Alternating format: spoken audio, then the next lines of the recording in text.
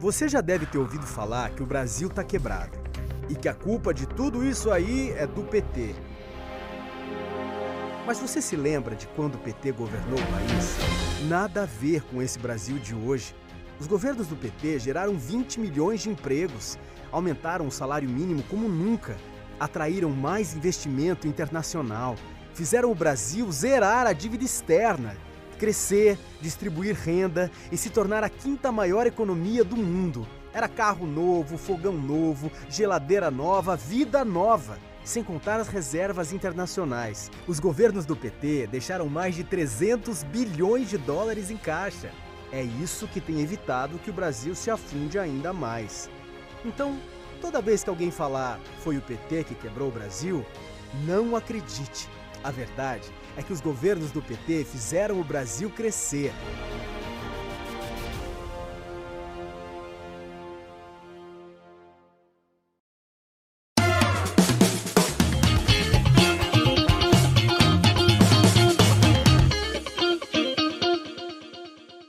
O pai tá on e a TV PT também. Não tá sabendo? É só entrar no YouTube, pesquisar PT e clicar em se inscrever. Pronto! Todo dia tem conteúdo novo antenado com o que acontece no Brasil e no mundo. São programas, entrevistas, debates e muita política. Curta, compartilhe e ative o sininho para receber as novidades. TV PT, em sintonia com o Brasil, em sintonia com você.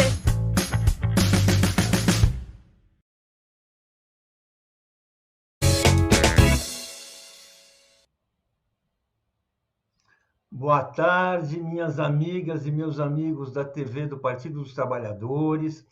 Hoje nós estamos aqui para conversar com o sociólogo Marcos Coimbra, presidente do Instituto Vox Populi e o principal pesquisador da campanha de Lula. Boa tarde, Marcos Coimbra. Muito bem-vindo para o nosso programa. Eu gostaria de começar essa entrevista comentando uma ideia que você desenvolveu numa entrevista recente sua ao jornalista Luiz Nassif, em que você comentava: nunca tivemos um junho como esse. Ou seja, faltam 3 meses para a eleição e nunca se viu uma vantagem, um favoritismo, uns números como esses que o Lula apresenta. Por que isso está acontecendo? Como é que a gente pode entender isso? Vamos começar a conversa com isso, depois vou falar de outras coisas. Mas explica isso um pouco aí, uma ideia muito importante essa. Não. Boa tarde, Paulo. Muito bom estar aqui conversando com você, com todo mundo. Bom, tem 2 razões principais. A primeira, e mais importante, são as qualidades do Lula, da candidatura dele. E é óbvio que também precisa considerar a péssima qualidade, a falta de qualidade do adversário que ele vai enfrentar. E é nessa conjugação de qualidades muito significativas de um e defeitos muito relevantes do outro que nós temos esse favoritismo inédito. Lula sempre teve, em todas as eleições que participou, e naquelas de que ele não participou, nas pesquisas que foram feitas, ele sempre teve nessa casa de 40%, 42%, 4%, 5%, essa faixa no primeiro turno. Ele também teve, em 2 eleições de que disputou, um segundo turno. E o melhor para ele foi o de 2006, em que ele fez quase que exatamente 60% do voto. Hoje, nós estamos em junho, faltando 3 meses e 3 semanas para a eleição, e ele está com cara que vai não só ganhar a eleição, como possivelmente ter o resultado mais expressivo de qualquer candidato no Brasil já no primeiro turno.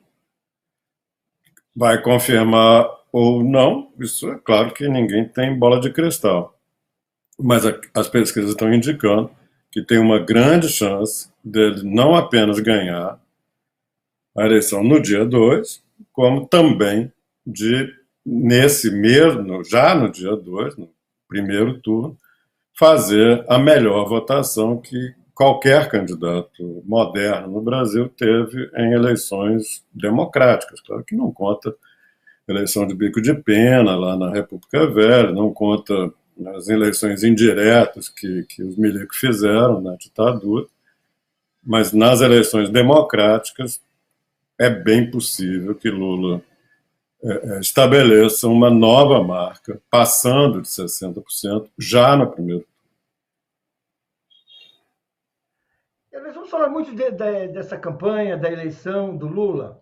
Agora eu queria tocar num episódio que aconteceu recentemente, que está nos jornais e que está, assim, realmente uma coisa muito esquisita, que é o que aconteceu com uma pesquisa encomendada pela financeira XP, que simplesmente cancelou uma pesquisa que não era favorável ao candidato ali dos patrocinadores da pesquisa. Isso é assim, uma coisa meio escandalosa. Assim. Eu queria saber como é que você enxerga isso. Isso mostra o caráter instrumental que muitas vezes as pesquisas oferecem. Como é que a gente vê isso? Como é que você viu isso, Coimbra? Você que tem um longo histórico de pesquisa, de campanha, de tudo isso, como é que você viu isso? Paulo, digamos, a consequência de termos hoje no Brasil bancos patrocinando pesquisa e colocando à disposição do público aquilo que acham de interesse deles. Eu não conheço outros lugares do mundo em que depende da decisão de um banco particular se a população vai ser informada ou não. Mas é isso que acontece no Brasil. Nós estamos com meia dúzia de bancos diretamente patrocinando pesquisa. Isso não é bom para a democracia, não é bom que dependa da decisão dos investidores de um banco se a opinião pública vai estar ou não vai estar informada. Claro que existem outras pesquisas que não são patrocinadas por banco, mas se a gente parar aqui uns 3 minutos, nós vamos lembrar de 5 ou 6. Isso é bom? Não, porque pode acontecer o que está acontecendo agora com essa pesquisa chamada IPESP-XP, porque é um banco que, em última instância, decide se você, se eu, se as pessoas que estão nos ouvindo, se elas vão ficar sabendo ou não do resultado. É uma decisão privada de um banco particular que leva em consideração o que seus investidores querem. É bom? Não. Mas é isso que nós temos no Brasil. E é algo que, em algum momento, nós vamos ter que refletir. Isso não é propriamente um problema do banco. O banco compra barato, porque pesquisa telefônica não é caro, tem uma boa propaganda, faz publicidade com isso, porque o nome fica circulando, todo mundo fala, pesquisa banco tal, instituto tal, banco B, banco C, banco D. É bom, é barato fazer propaganda assim, fazer comunicação empresarial assim. Mas tem esse problema. Numa hora lá, vamos que os bancos todos resolvam, não vai ter mais pesquisa não. O que vai acontecer? Nós vamos ficar com quais? Eu acho que seria desejável que tivéssemos outras maneiras. Não é que não exista. O Datafolha é um instituto particular de um jornal, coisa que também não é propriamente comum no resto do mundo. Os grandes jornais do mundo não têm seu instituto, porque se tem o seu instituto, tende a ficar usando do jornal para promover o instituto, porque é um negócio. Né? Um negócio como qualquer outro. E não é bom que informação pública seja misturada com negócio, que é o que esses bancos fazem, é o que o Datafolha, como braço, como uma empresa vinculada a um jornal, faz. Hoje nós temos poucas empresas, poucos institutos de pesquisa que estão trabalhando para entidades sem interesse na eleição, ou interesse no próprio negócio. Isso não é bom. Eu acho que em algum momento nós vamos ter que pensar. Isso não é uma questão de legislação, é uma questão de costumes políticos. A própria sociedade pode resolver isso sem ter que criar sei lá, o Instituto Nacional de Pesquisa. Não é isso que eu estou falando. Pegar o exemplo americano, uma sociedade capitalista, digamos, o berço do capitalismo contemporâneo, e lá tem universidades que fazem pesquisa. Algumas das mais confiáveis são feitas por universidades, outras são feitas por institutos desvinculados de qualquer outra empresa, grupo econômico, e que faz pesquisa para o público. Isso é que é o desejável. E agora me diga uma coisa, vou fazendo aquela pergunta que não quer calar toda vez que surge um escândalo a respeito de uma pesquisa como essa. Qual a influência real possível de uma pesquisa numa eleição? Porque, o enredo dessa história da XP é que os bolsonaristas que patrocinavam a pesquisa resolveram recolher porque achavam que uma pesquisa que era favorável ao Lula ia prejudicar seu candidato. Isso quer dizer que eles acreditam que pesquisa influencia. Influencia? O que eu posso te falar? Nós estamos há um ano acompanhando esta eleição. Existe uma notável convergência de todos os institutos. Se eles fazem pesquisa ouvindo todo mundo, presencial, no domicílio, no ponto de fluxo, dá o Lula com 20 pontos de vantagem sobre Bolsonaro. Se faz por telefone, por internet, dá metade disso, mas com vantagem para Lula. Então, se os investidores, sei lá, povo que põe dinheiro na XP, está achando que é mau negócio para os interesses deles, que o Lula fique bem na pesquisa, eles vão ter um trabalho gigantesco, porque eles vão ter que sair comprando tudo quanto é instituto de pesquisa para proibi-los de divulgar a pesquisa. É inútil, isso é um desgaste bobo, que eu não sei quem que foi o gênio lá nesses investidores da XP que achou que era, sei lá, bom para o Bolsonaro. Isso, que ter que esconder resultado definitivamente não melhora a imagem do Bolsonaro, não o torna mais competitivo. Então, eu acho que é inútil. Agora, que pode haver alguma influência? Sim, claro que sim. E é costume, no mundo inteiro, fazer esse tipo de levantamento.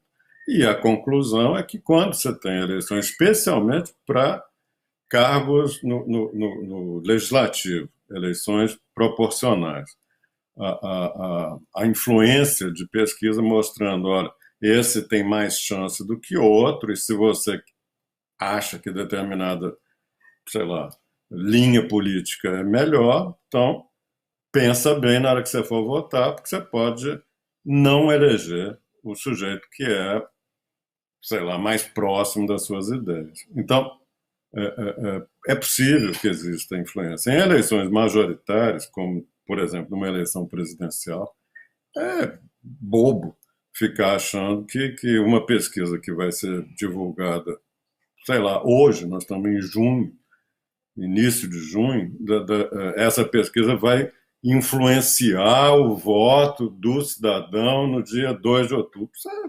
completa asnice. Não tem nenhum fundamento.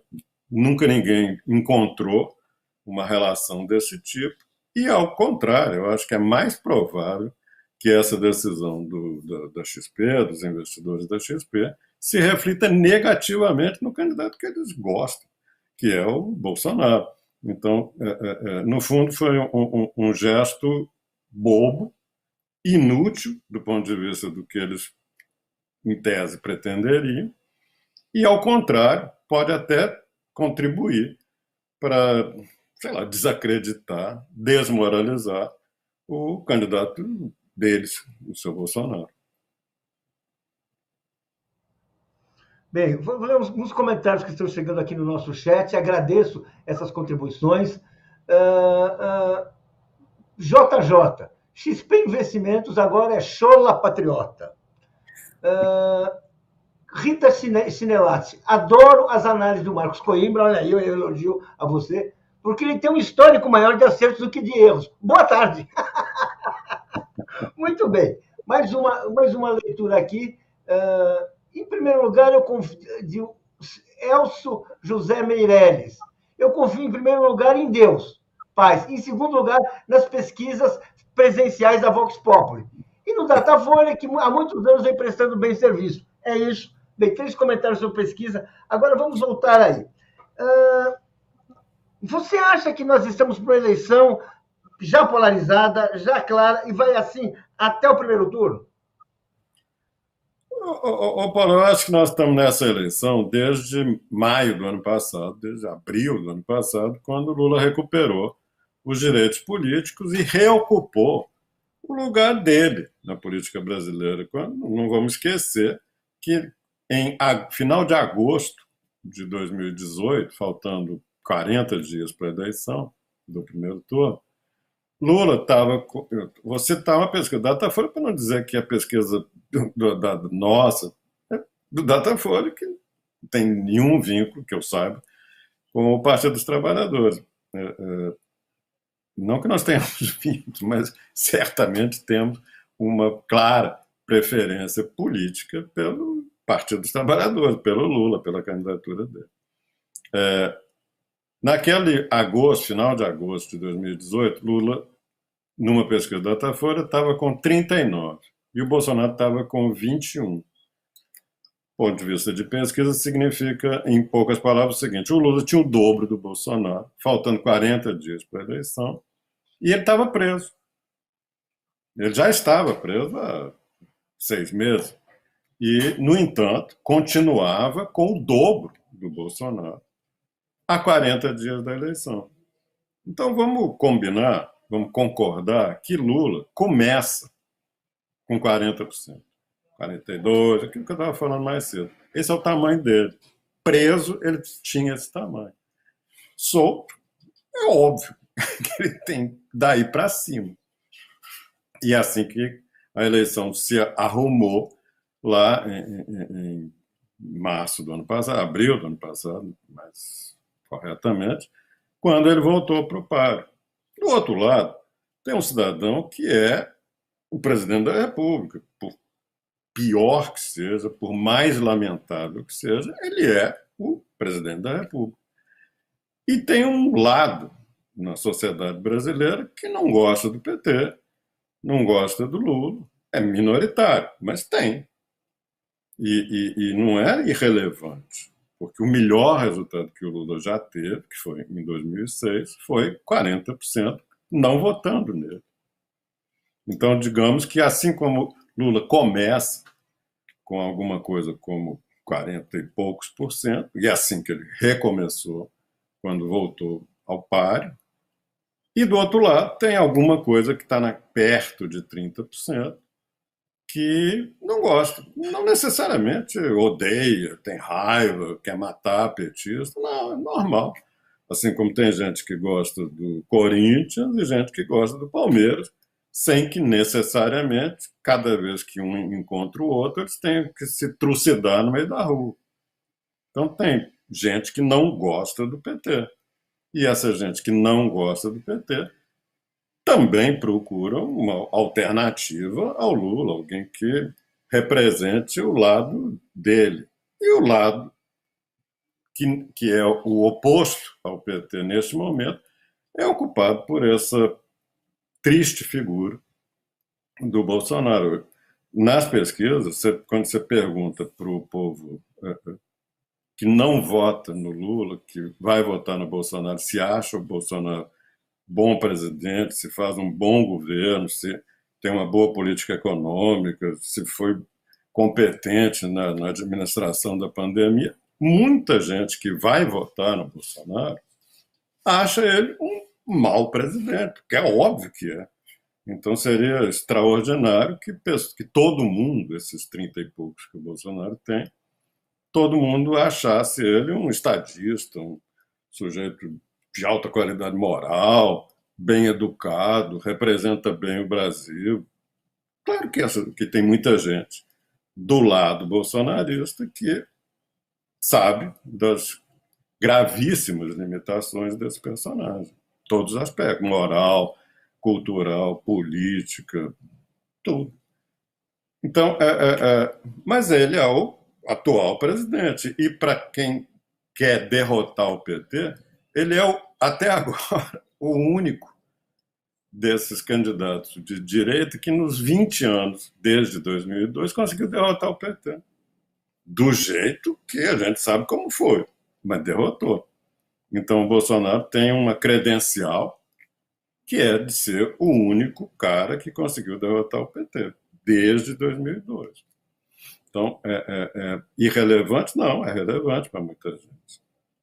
Então, é natural que você tivesse uma eleição tendendo à bipolarização, que é o que nós estamos vendo desde lá. E, do outro lado, tem uma turma que fica, sei lá, inquieta, procurando inventar nomes. Não tem muito espaço, porque as pessoas querem... o país está tão mal, os problemas são tão graves, que a maioria das pessoas quer que resolva logo. E está sem interesse por uns nomes tirados da cartola, que de vez em quando aparece, gente com baixa presença no povo, gente que não tem um conhecimento adequado, ou gente até que tem muito conhecimento, mas em outra área, sei lá, o Luciano Huck, por exemplo, é um exemplo, um sujeito querido pela população média no Brasil, mas que as pessoas olhavam e diziam, pô, Luciano Huck, você vai ser presidente, por que você não fica na sua e faz o que você sabe fazer bem feito? Pronto, então ele foi saindo. Hoje, o que restou? Eu não tenho nada contra, por exemplo, a Simone Tebet, acho que é uma moça preparada, tem uma carreira política pequena, não tem. As pesquisas feitas no Mato Grosso do Sul, estado dela, mostram que ela está com 5%, aonde ela é conhecida. Quer dizer o quê? Que as pessoas não estão procurando opção. Elas sabem que esta eleição tem, de um lado, um baita candidato, em todo o sentido da palavra, e do outro, sujeito que é o representante do outro lado, entre aspas, por pior que seja, que é esse tal de Bolsonaro.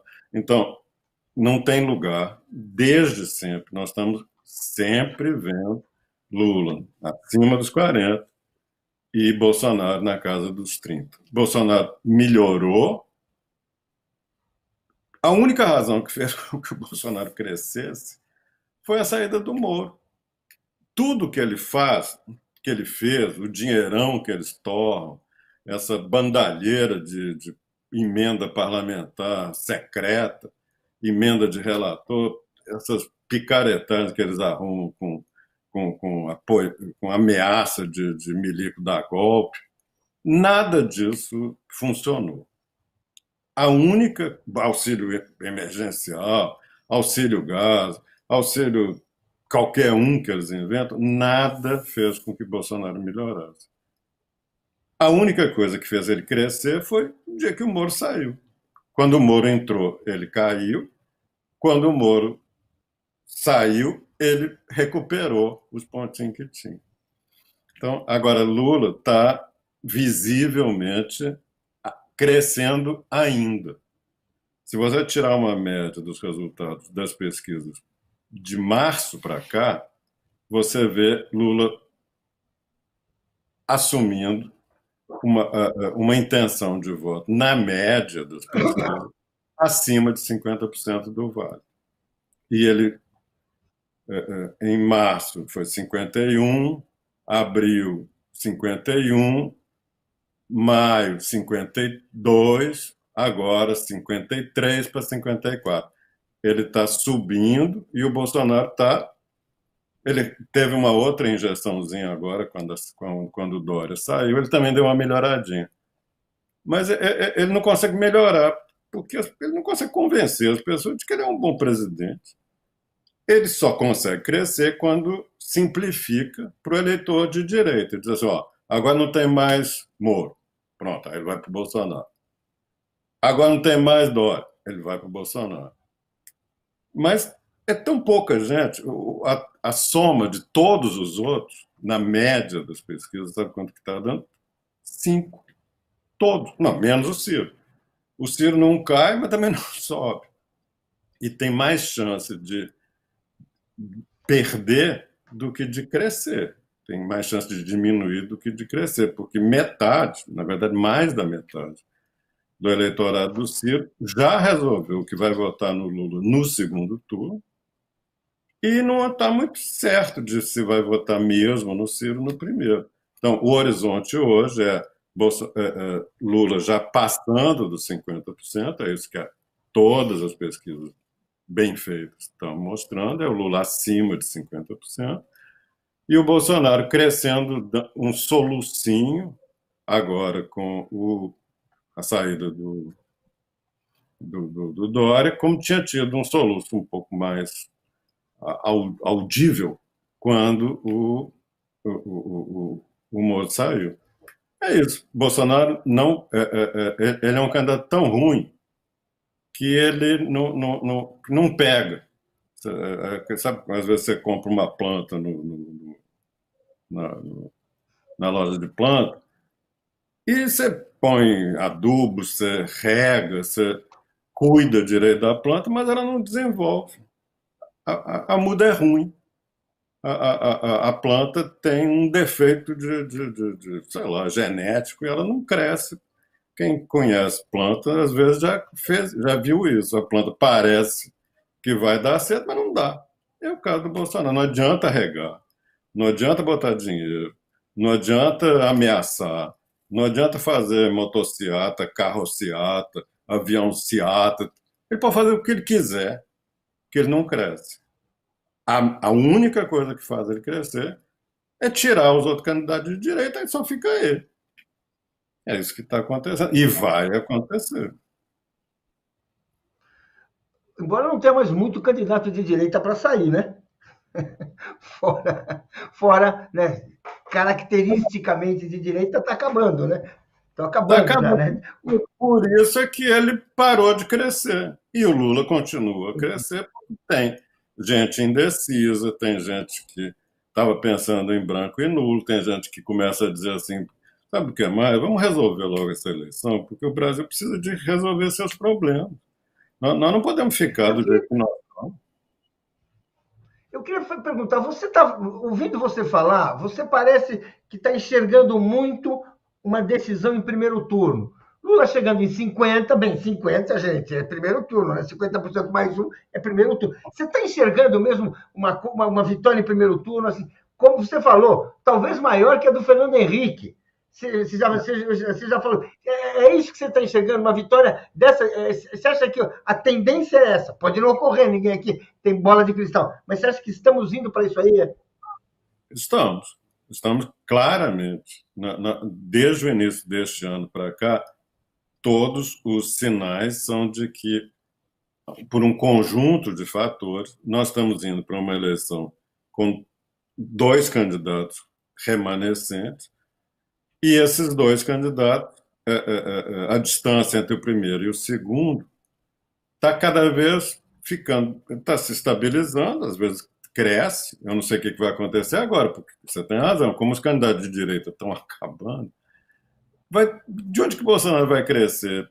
Tal do Auxílio Brasil, todas as pesquisas estão mostrando que entre pessoas que recebem o Auxílio Brasil, a intenção de voto no Lula é bem maior que na média da sociedade, porque é onde estão as pessoas mais pobres, mais necessitadas, que mais gostam de Lula, que mais votaram no Lula no passado e pretendem votar outra vez.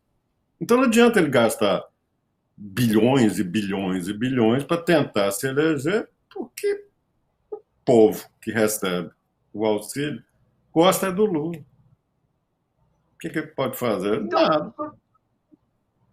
Eu queria fazer isso porque eu acho importante, eu já vi você falando isso, eu acho importante, o povo separa as coisas. ele pode receber o auxílio, o auxílio, ele pode receber um dinheiro, ele pode receber uma ajuda, mas ele separa a política do benefício.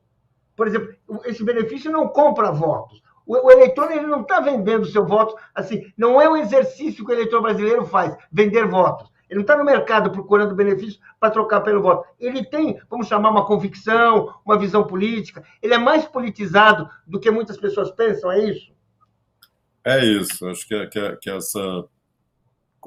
essa falsa noção de que pobre não sabe votar, povo não sabe votar, atribuída com certa razão a essa famosa frase do Pelé, de que brasileiro não sabe votar, brasileiro pobre não sabe votar, porque brasileiro rico acha que sabe votar espetacularmente bem. Mas essa ideia de que o povo não sabe votar, isso é um estereótipo completamente equivocado, não tem nenhum fundamento. O eleitor de baixa renda, baixa escolaridade, sabe perfeitamente aonde que o calo aperta.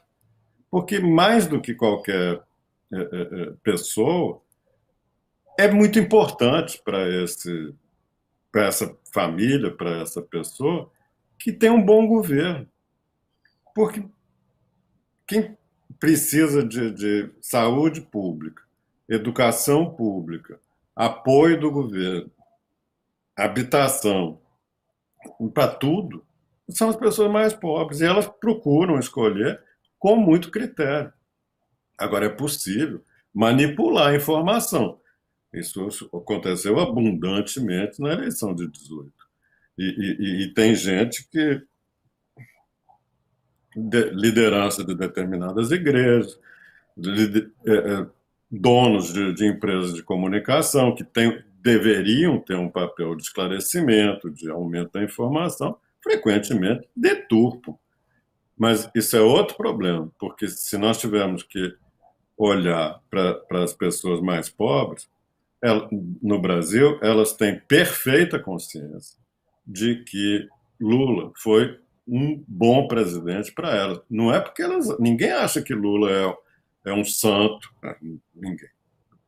Pode até haver, mas não é significativa a parcela que acha que Lula só faz coisa certa, que ele é um sujeito que nunca errou na vida, que é uma maravilha encarnada. Não é.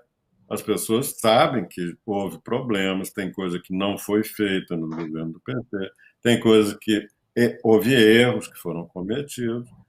E, agora, na hora de comparar acertos e erros, essas pessoas consideram que Lula foi o sujeito que mais acertou, o que mais tentou acertar, que mais compreendeu as necessidades das pessoas. É por isso que elas gostam do Lula. Não é porque ele dava, a preço de hoje, R$ 180 de Bolsa Família.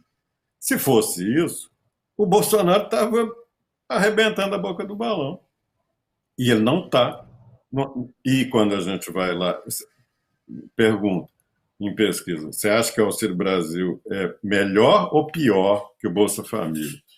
A pessoa diz, o auxílio o auxílio do Brasil, do Bolsonaro, é o dobro do Bolsa Família, R$ 400. É claro que as pessoas preferem R$ 400 do que 180. Não consigo imaginar por que alguém pensaria o oposto. Aí você pergunta, em quem que você vai votar? Vou votar no Lula. O fato do Bolsonaro dar o dobro do que seria o Bolsa Família não muda nada. Repetindo, a única coisa que fez que Bolsonaro melhorasse nas pesquisas ao longo deste início de 2022 foi a saída de outros candidatos de direita. Ele não consegue fazer com que as pessoas gostem dele, respeitem ele, admirem ele. Fora, claro, tem lá aquela turma que fica no negócio cercadinho. Tem essa turma. E é pequeno. Talvez bolsonarista mesmo, que admira Bolsonaro, gosta dele. Uma coisa na casa de 10%. da sociedade brasileira. Tem mais 20 que votam nele, porque é o candidato da direita e a pessoa é de direita. E não gosta do Bolsonaro, tampa o nariz na hora de votar, mas vai lá, não sei nem qual que é o número do Bolsonaro, mas num dia, 2, elas vão lá botar o número do Bolsonaro tampando o nariz, porque sabe que é uma porcaria de pessoa. Sujeito que não tem empatia, que não tem capacidade de sentir solidariedade pelos outros. Nós estamos com um país com 30 milhões de pessoas passando fome. E esse Bolsonaro fica aí passeando de jet ski. Então é difícil imaginar um candidato pior para a direita brasileira. Mas, como a gente estava vendo lá no caso da XP e a pesquisa do IPESP, tem gente que só quer saber do dinheirinho entrando na carteira de investimento, ganha seu dinheirinho e vai morar em Miami. Está um pouco se lixando se as pessoas estão com fome, estão passando necessidade. Isso é triste, mas é assim. Você, como é que você explica 2018? Que para mim foi uma eleição que nós sabíamos o tempo todo que era difícil, na medida em que o Lula tinha sido excluído. Agora, 2018 te surpreendeu? Aquele resultado, como é que foi aquilo? Isso que a gente está falando é muito mais o Lula? Como é que é isso? Porque 2018, enfim, terminou fomos derrotados, né? Como é que você explica aí? Como é que a gente pode entender isso? Bom, você tem uma coisa que eu acho que não explica a eleição de 2018, é essa ideia de que foi o antipetismo que venceu. Tá. Em absoluto. Quem gosta de dizer isso é quem fez as coisas relevantes. As coisas relevantes quais foram? Um golpe judicial que manipulou resultados de processos judiciais, investigação, acusação, chamado devido processo legal. Foi completamente pisoteado a ponto de, este ano, o Supremo considerar tudo que o Moro fez suspeito. Tudo que ele fez no tocante a Lula. Tudo suspeito, tudo errado. Ele não podia, não devia, não tinha condições mínimas para fazer. Então, uma das coisas que fizeram para o Haddad perder a eleição foi, o PT perder a eleição foi tirar o candidato mais competitivo do partido. Bom, primeiro. Depois teve um golpe, claramente, um quase golpe militar. Juntou esses cacarecos de milico que fica mamando nas tetas do governo, que vive com benefícios cada vez mais imorais, essa prótese peniana, compra de Viagra, picanha. É isso que esses milicos brasileiros sabem fazer. E foi essa turma que mandou um Twitter lá pro Supremo, dizendo assim, não posso, o homem não pode falar não, viu? Se você falar, nós vamos aí dar uns cascudos em vocês. E os ministros do Supremo acharam que não tinham força para responder à altura a essa pressão desse tipo de milico de quarta qualidade que estava do lado do Bolsonaro. Os nossos meios de comunicação de massa estavam felicíssimos fazendo a campanha do Bolsonaro, a famosa manchete do Estado de São Paulo, título, perdão, do editorial, A Escolha Difícil. Como é que você consegue escrever um negócio desse? A escolha difícil, de um lado um Bolsonaro, do outro o Haddad. E aí você diz assim, não, escolha muito difícil. Pronto. Então esse foi apenas o pico do iceberg do que a imprensa brasileira fez naquele ano de 2018. O que os bispos e liderança religiosa fizeram, disponibilizando número de telefone, de WhatsApp, para a campanha do Bolsonaro mandar lixo para cima do Haddad. Então, a eleição de 2018 é a soma, é a resultante de um conjunto de manipulações antidemocráticas da elite brasileira, da elite civil, da elite econômica, da elite militar, dos donos dos meios de comunicação, e ainda, eu nunca vi a prova, mas tem muita gente que suspeita que teve um dedinho americano naquilo tudo que aconteceu, porque é difícil imaginar que essas plataformas de rede social não estivessem vendo o que estava acontecendo. Dezenas de milhões de mensagens sendo dirigidas a determinados segmentos do eleitorado. Se eles não viram, o Facebook sabe o que está acontecendo na sua própria, no seu próprio funcionamento lá, duvido. Mas, enfim, então é isso. 2018 é isso. Agora, quando você pergunta, você diz assim, mas e o que aconteceu em 2018? Ah, não, foi o antipetismo. Que antipetismo? Todas as pesquisas feitas de avaliação de partidos e identidades partidárias mostraram que, ao longo de 2018, que houve um crescimento do antipetismo de 30 para 34, 35. Não explicaria o resultado da eleição de jeito nenhum. O que explica o resultado da eleição é esse encontro de uma série de intervenções antidemocráticas que foram desfechadas de vários pontos diferentes do sistema político, econômico, do controle dos meios de comunicação. É bom apontar para a verdadeira causa, porque se nós ficarmos achando que foi o povo que derrotou, não foi o povo que derrotou. O povo reagiu atônito ao que caiu em cima dele.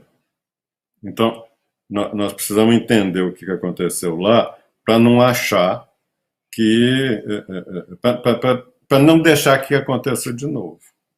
Então, tem que botar um freio nessa milicada, tem que democratizar os meios de comunicação, não pode deixar com que uma parcela do judiciário se politize e faça o que dá na veneta, não pode deixar que o Congresso seja atravessado por picaretagens, tem muita coisa para consertar. E a última é dizer assim, e o PT precisa se reencontrar com o povo. Que conversa fiada. Coimbra, eu queria que você comentasse, você que pesquisa tudo isso, qual é a avaliação, qual é a imagem? O Bolsonaro vive escondendo-se atrás de militares, atrás de tanques, atrás de tudo isso. Os militares têm essa imagem que ele imagina que eles têm, eles podem servir de proteção ao Bolsonaro, podem até assim, tentar um golpe e conseguir ter uma simpatia. Como é que é isso? Resposta é que eu não sei. Eu trabalho dentro das regras do jogo democrático. As pessoas... Tá. Meu campo de atuação profissional é o sentimento, a opinião que as pessoas têm. E a premissa da democracia é que quanto mais livre, mais informada for a opinião das pessoas, é melhor. Agora, se tem uns picareta fardado que quer bater nos outros, mandar nos outros, para fazer isso que eles fazem, morar encastelado, arrumar emprego para a nora, arrumar emprego para o filho, arrumar... Se essas pessoas sabem o que esses milicos fizeram nesses anos, 3 anos de Bolsonaro, um monte de coisa que não tem pé nem cabeça. Mas fizeram. As pessoas, a sociedade brasileira tem uma convivência complicada com militares. Acha que é, sei lá, natural que militar seja assim, melhor que os outros. A opinião de militar tem que ser mais considerada que a dos, sei lá, jornalista, do pesquisador, do médico, do professor. Não. Por quê? O militar a opinião do militar que tem que ser mais considerada. Eles são um bando de gente que já houve lá nos anos 50, havia a sensação de que militar tinha uma boa formação, estudava Brasil, pode ser, na velha Escola Superior de Guerra. Hoje em dia, é só ver o que esses caras fizeram, esse palhaço que inventaram para ser ministro da Saúde, só fez coisas ridículas. Desde quando o militar tem uma formação melhor que a média das pessoas no país? Pelo contrário. Então, mas tem umas lendas aí de que militar é patriota, militar é um sujeito que conhece o Brasil. Não conhece nada, não tem patriotismo nenhum. Quer saber do seu.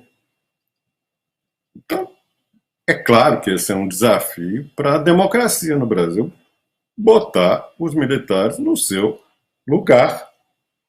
Coisa que nos Estados Unidos, por exemplo, não tem a famosa. No final do governo do Trump, os militares estavam. O Trump achava que ele ia poder confiar no exército americano para segurá-lo na hora que ele fosse ter que se apresentar à sociedade, aos eleitores. Os militares se recusaram. Não temos nada a ver com isso, não. O Trump, você cuida das suas obrigações e das suas responsabilidades e nos deixa com as nossas. Nós não temos que ficar garantindo que um picareta fique no governo, que é isso que os militares brasileiros estão, sei lá, aparentemente fazendo neste momento.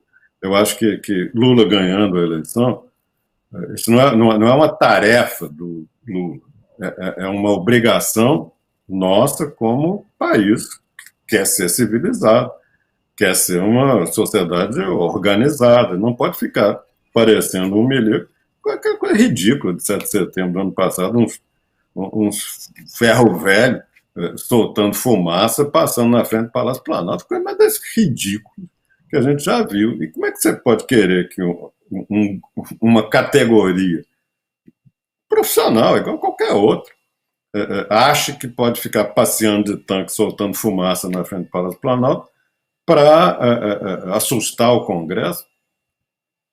Coisa completamente sem pé nem cabeça. Essa é uma das grandes tarefas do governo do Lula, que começa no dia 1º de janeiro de 2023. Não é a única, mas é uma das que tem que fazer, porque senão esses caras vão querer ficar agarrados nas boquinhas que arrumaram com o Bolsonaro.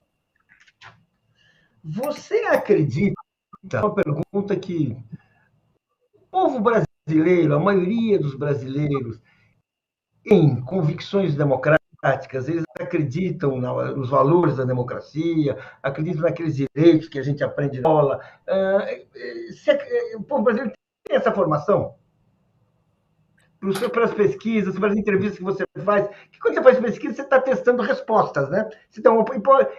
Como é que você vê isso aí?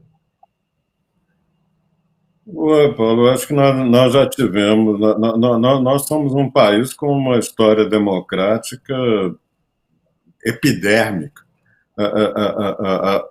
Ao longo do século XX inteiro, nós tivemos pequenos intervalos democráticos. Tivemos um intervalo democrático entre 46 e 64, que chegou a 20 anos, e no final do século, depois de 86, vamos a ter democracia. Então, se você pegar um século inteiro e somar os anos de democracia, não dá 1/3. Então, é bem diferente dos países democráticos europeus, Estados Unidos, Canadá, Índia, são países com tradição democrática muito mais profunda. na sociedade. Para nós, democracia ainda é exceção. E esse exemplo de, não tem um ano, setembro do ano passado, aquele desfile militar patético na frente do Palácio do Planalto nos fez perceber algumas coisas. Uma delas é que ainda tem um risco de ruptura democrática por conta da incapacidade de convivência democrática de determinados setores da sociedade. Um deles, as Forças Armadas. É preciso organizar direito isso. Agora, a cultura popular brasileira, é claro que valoriza a democracia. Uma pessoa pobre precisa de boa escola, precisa de saúde, precisa de emprego, precisa de renda e também de democracia. Porque senão acontece isso que está acontecendo no Rio de Janeiro a toda hora. Entra lá um destacamento militar, qualquer polícia militar, polícia rodoviária, qualquer polícia hoje em dia mata os outros. Desde quando a polícia rodoviária tem que sair matando gente numa favela do Rio de Janeiro? Mas é isso que está acontecendo. Então, o povo pobre precisa de democracia, porque é a única maneira de poder fazer valer seus direitos, porque tem de um lado o traficante, o miliciano tirando, e do outro lado o aparelho repressivo do Estado matando. Ninguém precisa mais de democracia que o pobre. E isso ainda é um aprendizado num país em que democracia foi exceção e não regra. Coimbra, tem um Paulo Barbosa dos Reis, mandou a seguinte mensagem: parabéns, Marcos Coimbra. Penso a mesma coisa dos militares. Temos que desconstruir esse pensamento por parte da sociedade. Ou seja, isso que você está falando é bom porque tem eco. As pessoas não estão assim, que maluco, não. Tem eco. Eu acho importante isso aí. Bem, Marcos, nós estamos assim, nos aproximando do final. Queria que você dissesse assim, bem, o que nós podemos aguardar para os próximos meses, que são decisivos. A história não se faz por antecedência, ela tem que ser feita dia após dia, conquistada dia após dia, os acertos têm que ser cometidos nas horas certas. Como é que você vê daqui até 3 de outubro, ou quem sabe até o final de outubro? Mas como é que você vê isso aí? O que a gente deve aguardar e esperar aí, enfrentar, responder a esses desafios que nós teremos aí pela frente, que certamente não vai ser só um passeio, né? Ô, Paulo, digamos assim, na normalidade democrática, nós temos um horizonte previsível, muito previsível, fruto dessa estabilidade nos sentimentos, nas opiniões, nas expectativas da sociedade brasileira, que é majoritariamente pró-Lula e muito mais majoritariamente ainda anti-Bolsonaro.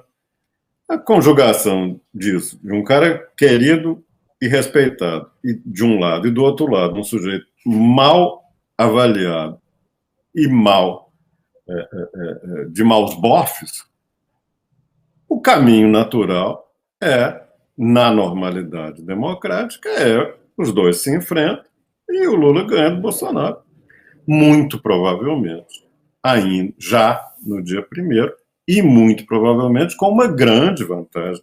Esse é o cenário da normalidade. Agora, existe anormalidade? Existe. Esse Bolsonaro não botou, sei lá, centenas de milhares de armas na mão de gente despreparada, moralmente questionável. Botou. Eles vão sair dando tiro nos outros? Eu não acredito, mas eu posso garantir? Não. Tem polícia militar rebelde em vários estados do Brasil? Tem, nós já vimos nesses últimos anos. Vão fazer alguma coisa? Não sei. Esses bispos picaretas que só fazem negócio iludindo as pessoas, vendendo pedaço da arca de Noé, pedaço da cruz de Jesus, essa turma existe. vão fazer alguma coisa? Não sei. Então, na normalidade, Lula ganha a eleição. Muito provavelmente no dia 2. Que fatores podem produzir a anormalidade? Tem essa fonte de problemas que são as Forças Armadas no Brasil. E que, obviamente, precisam deixar de ser um problema. Tem que ser alguma coisa que estabiliza e não que coloque em risco a democracia. Então, eles podem fazer alguma coisa? Não sei. Francamente, não acredito. O único golpe genuinamente bem-sucedido, autenticamente bem-sucedido, que os militares conseguiram dar no Brasil, tentaram 10, mas só deu certo em 64. Se a gente comparar o que aconteceu lá, em 64, no Brasil, assim como em outros países das Américas, América Central e América do Sul, os ingredientes que levaram a golpes militares bem-sucedidos no Brasil e em outros países não estão presentes agora. Não existe maciço apoio unificado dos grandes interesses econômicos, não existe apoio unificado dos meios de comunicação, não existe apoio unificado das igrejas. No plano propriamente militar, tem uma desmoralização evidente. Então, tem um conjunto de fatores que diminuem o risco de uma intervenção vinda de vários lugares, como houve em 2018, que atentem contra a normalidade democrática. Mas o risco existe. Eu não sei calcular, eu não sou entendido de milico dando tiro nas pessoas na Praça da Sé, em São Paulo. Não sei. Vai ter isso? Vai ter um general que manda a tropa atirar nas pessoas na Praça da Sé? Acredito que não. Mas eu não sei. Não posso garantir. O que eu sei é que na democracia nós estamos indo para uma eleição muito previsível. Fora da democracia, não sei. Marcos Coimbra, estamos chegando ao final dessa entrevista, o prazo estamos cumprindo, tivemos assim uma belíssima participação dos nossos internautas, vários elogios ao seu depoimento, enfim, as suas opiniões, concordando, pedindo esclarecimentos. Precisamos fazer uma nova conversa antes dessa votação. Eu queria agradecer, então, e desejar, assim, um bom fim de campanha, que eu acho que ela vai ser boa, e esperamos que ela se resolva no primeiro turno, como você está deixando claro. Eu tenho aquela mania de que primeiro turno é muito difícil. Vai ver que é aquela má impressão, aquela um espírito um pouquinho derrotista. Vai ver que o primeiro turno não será tão difícil assim para a esquerda. Para a direita não foi. Vai ver que para a esquerda dessa vez não vai ser. Mas queria, de qualquer maneira, agradecer seus esclarecimentos, suas respostas francas e muito corretas. Muito obrigado. Obrigado, Paulo. Foi um prazer. Tá bom.